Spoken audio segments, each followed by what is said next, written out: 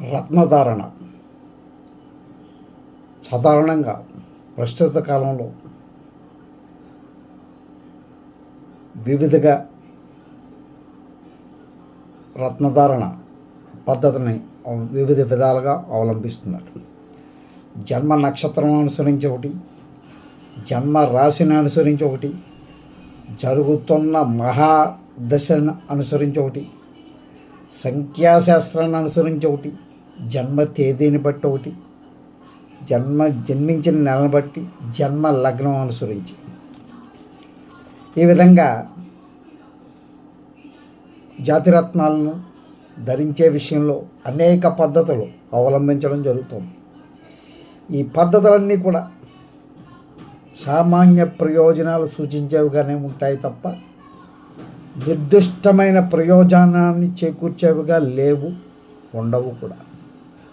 ఎందుకంటే జ్యోతిష్ శాస్త్ర సంప్రదాయంలో ఫలానా వారు ఫలానా రత్నాన్ని మాత్రమే ధరించాలన్న విషయాన్ని ఎక్కడా పేర్కొనడం జరగలేదు.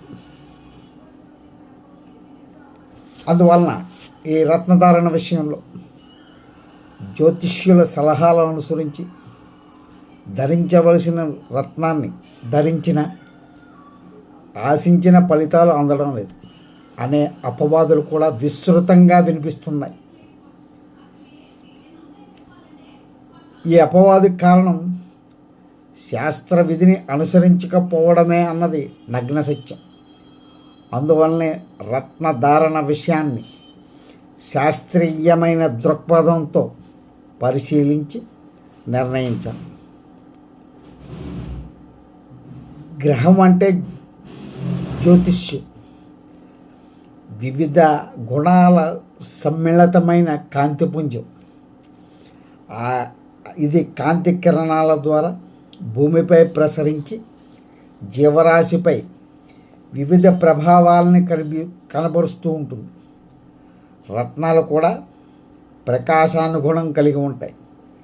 ఈ సత్యాన్ని గమనించే మన పూర్వీకులు ఏ గ్రహం ఏ తేజం పుంజమిళితమైన గుణాలు ఉన్నాయో శోధించి ఒక్కొక్క గ్రహానికి ఒక్కొక్క రత్నాన్ని ప్రతినిధిగా చెప్పుకొచ్చారు. రత్నధారణం వలన వాటి నుండి బయటపడే కాంతి కిరణ తరంగాలు గ్రహాలు వెలువరించే తరంగాలను